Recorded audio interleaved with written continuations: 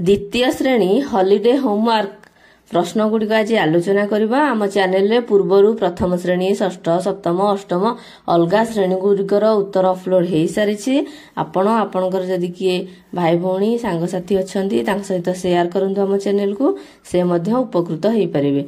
आमे प्रथमे भाषा प्रश्न देखिबा। समस्त अक्षर को लिखिबे और जेकोसी 10टी 2 3 4 अंक विशिष्ट शब्द लिखिबे। प्रथमे आमे अक्षर गुड़िक लिखिबा। देखंतु अ आ हर्ष दीर्घ ई हर्ष दीर्घ एगुड़िक तो प्राय द्वितीय श्रेणी सबु पिला जानी थिबे। जदि किए जानी नाहंती से गुड़िक तांको आपण टिके गाइड करंतु। से मानको खाता गुड़िकरे लेखांतु। आमे लिखि देइछु। देखंतु सब अक्षर गुड़िक आपण चाहिले वर्णबोधर भी सहाय्य नहीं पारिबे। नहले एठु देखि देखि लिखि दियंतु सुविधा कथा। आपनको छुआ माननको निजे किंतु लिखेबे। सब आमे लिखि देलु। देखंतु प फ ब भ म ज र ळ सबु अक्षर गुड़िक लिखि सारा पर आमे कौन करबा ना एई अक्षर मानकु नै कि 10टी शब्द लिखिबा। सेथिरे 2टी अंक 2टी अक्षर थिबो 3टी अक्षर भी थिबो 4टी अक्षर थिबो। देखंतु प्रथमे आमे 2 अक्षर विशिष्ट गच्छ लिखिलु।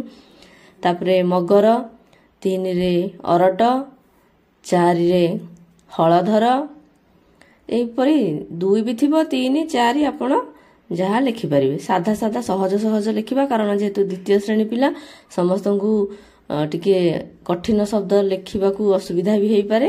तेणु आम साधा साधा लिखिदेचु शब्द गुड़िक एगुड़िक आप देखि देखि लिखिपारे।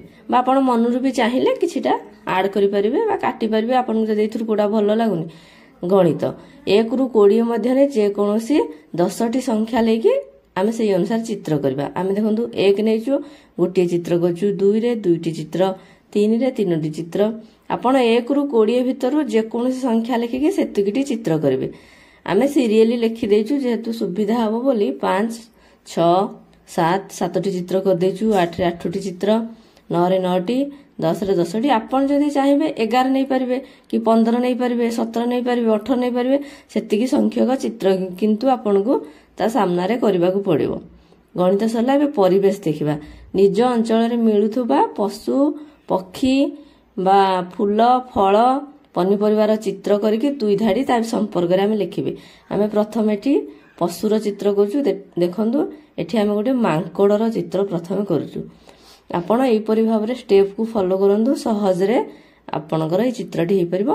आमेडा छोटो छुआ करि पारिला परिका चित्र गुडिक नेइछु आ मध्य सहज उपाय केमिति हे परिबो सेई परि भाव रे करिछु।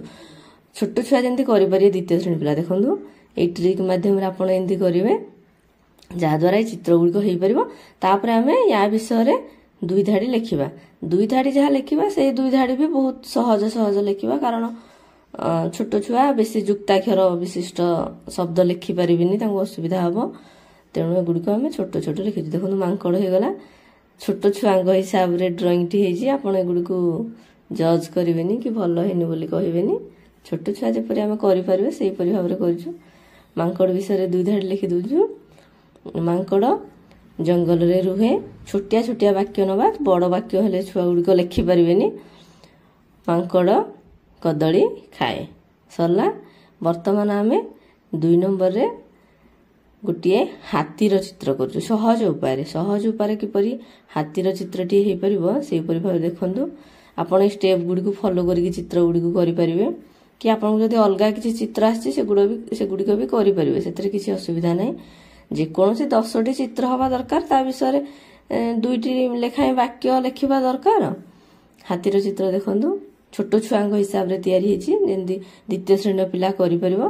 हाथी विषय लिखिले हाथी एक विशाल प्राणी लिखिले 2 रे से डाल ओ पत्र खाए 2 रे सरीगला हाथी।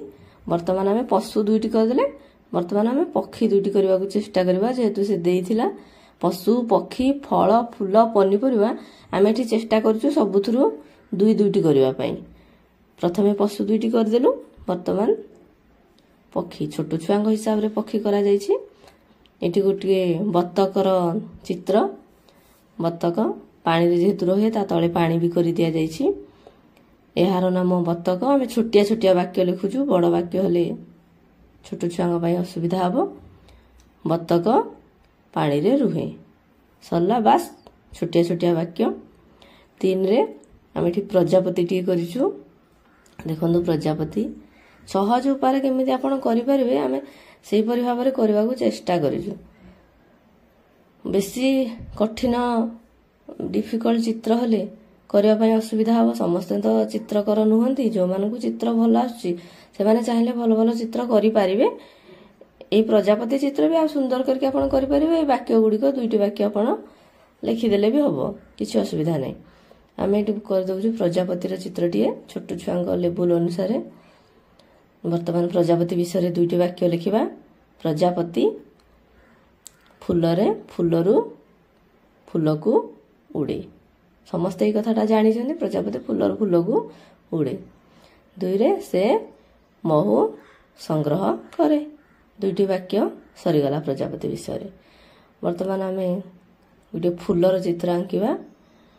ଏଠି ଆମେ ଗୋଲାପ ଫୁଲଟିଏ କରୁଛୁ। ଗୋଲାପ ଫୁଲର ପତ୍ର କରିନେବା। ଏବେ ପତ୍ର ଗୁଡ଼ିକ କରିସାରିଲା ପରେ ତା ବିଷୟରେ 2ଟି ବାକ୍ୟ ଲେଖିବା। 2ଟି ବାକ୍ୟ ଲେଖା ହେଉଛି ଗୋଲାପ ଦେଖିବାକୁ ସୁନ୍ଦର। ଆପଣ ଚାହିଁଲେ ଅଲଗା କିଛି ବାକ୍ୟ ବି ଲେଖିପାରିବେ, କିଛି ଅସୁବିଧା ନାହିଁ। ଯାହା ଲେଖିବେ କିନ୍ତୁ ଗୋଲାପ ବିଷୟରେ ହେଇଥିବା ଦରକାର। 2 ଧାଡ଼ି ଦେଇଛି। ଆମେ ଛୋଟିଆ ଛୋଟିଆ ବାକ୍ୟ ନେଇଛୁ। ସବୁ ରଙ୍ଗର ଗୋଲାପ ଫୁଲ ମିଳେ ବା ଅଛି, ଯାହା ଲେଖିଲେ ଚଳିବ। ତାପରେ ଦେଖନ୍ତୁ ଗୋଟେ ପଦ୍ମ ଫୁଲ କରିଛୁ। ପଦ୍ମ ଫୁଲ ବିଷୟରେ ବି ଆମେ 2 ଧାଡ଼ି ଲେଖିନେବା। ପ୍ରଥମେ ଚିତ୍ରଟିକୁ କରିନେବା, ପତ୍ରଟିଏ କରିନେବା। ପଦ୍ମ ଫୁଲ ପତ୍ର, ତାର 2 ଧାଡ଼ି ତା ସମ୍ପର୍କରେ ଲେଖିଦେବା। ପଦ୍ମ ଫୁଲଟି ପୋଖରୀରେ ରୁହେ, ତେଣୁ ସେହି ସମ୍ପର୍କିତ ଆମେ ଲେଖିବା। ପୋଖରୀରେ ପଦ୍ମ ଫୁଲ ଫୁଟେ।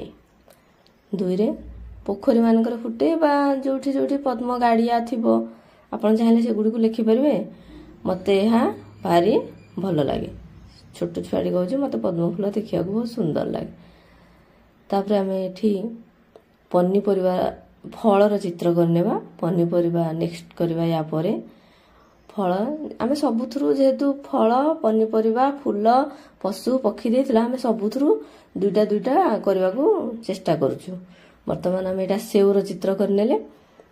ସେଉ ତ ସମସ୍ତେ ଜାଣିଥିବେ, ସେଉର ରଙ୍ଗ ଲାଲ। ପ୍ରଥମ ବାକ୍ୟ ସରିଲା। 2ୟ ବାକ୍ୟରେ ଆମେ ଲେଖିଦେବା ସେଉ ବିଷୟରେ କିଛି। ଆମକୁ ଯଦି ଜ୍ୱର ହେଉଛି ଆମେ କ'ଣ କରୁଛେ ନା ସେଉ ଖାଉଛେ, ସେଇଟା ବି ଲେଖିଦେବା। ଆମେ ଜ୍ୱର ହେଲେ ମୁଁ ସେଉ ଖାଏ ସାଧାରଣତଃ। ତାପରେ ଆଉ ଗୋଟିଏ ଯେଉଁଟାକି ଆମର ଖରାଦିନେ ବିଶେଷ ବହୁତ ମିଳେ ସବୁ ଏରିଆରେ, ପ୍ରାୟତଃ ସମସ୍ତଙ୍କ ଘରମାନଙ୍କରେ ବି ହୁଏ, ବାଡ଼ିପଟେ ଗୋଟେ ଆମ୍ବ। ତେଣୁ ଆମେ ଆମ୍ବର ଚିତ୍ରଟିଏ କରିଛୁ। ଆଉ ଛୋଟ ଛୁଆଙ୍କ ପାଇଁ ଆମ୍ବଟି ବି ସହଜ କରିବାକୁ। ବେଶୀ ଅଲଗା ଫଳ ନେଲେ ସେମାନେ କରି ନ ପାରନ୍ତି, ତେଣୁ ଆମ୍ବ ଚିତ୍ରଟି କରିଛୁ। ଖରାଦିନର ଫଳ ଏଇଟା, ଆଉ ଛୋଟ ଛୁଆଙ୍କ ପାଇଁ ବି ଭଲ କରିବାକୁ। ଦେଖନ୍ତୁ ଆମ୍ବ ଚିତ୍ରଟି କରିନେଲେ। ଆମ୍ବର ପତ୍ର କରିଦେଉଛେ, ତାର ଡାଳଟିକୁ ଟିକେ ସୁନ୍ଦର କରିଦେଲେ। ଆମ୍ବ ବିଷୟରେ 2 ଧାଡ଼ି ଲେଖିନେବା। ଏବେ କ'ଣ ନା ଆମ୍ବ ଖରାଦିନେ ପାଚେ। ପାଚିଲା ଆମ୍ବ ଆମକୁ ଖରାଦିନେ ମିଳେ। ଆମେ କ'ଣ ଶୀତ ଦିନେ ଚାହିଁଲେ ଆମ୍ବ ପାଇପାରିବା? ନାହିଁ। କୋଲ୍ଡ ଷ୍ଟୋରେଜ ମାନଙ୍କରୁ ଆଣିପାରିବା, କିନ୍ତୁ ଗଛରୁ ପୁରା ଆଣିପାରିବାନି। ଖାଇବାକୁ ଭାରି ଭଲ ଲାଗେ ବା ମଧୁର, ଯାହା ଆମେ ଲେଖିବା। ତାପରେ ଆମେ ଏଠି ବାଇଗଣ ଚିତ୍ରଟିଏ କରୁଛୁ। ଦେଖନ୍ତୁ ବାଇଗଣ ପନିପରିବା, ବାଇଗଣ ଚିତ୍ରଟିଏ ହେଇଗଲା। ବାଇଗଣ ବିଷୟରେ ଆମେ ଏବେ ଲେଖିଦେବା। ଏହାର ନାମ ବାଇଗଣ। ପ୍ରଥମ ବାକ୍ୟ ସରିଲା। ଆଉ 2ରେ ଲେଖିବା ବାଇଗଣ ବିଷୟରେ। ବାଇଗଣ କ'ଣ କ'ଣ କାମରେ ଆସୁଛି ଆପଣ ଲେଖିପାରିବେ। ଯାହା ଆମେ ଲେଖୁଛୁ, ଏହାକୁ ମୋ ମା ଡାଲିରେ ପକାନ୍ତି।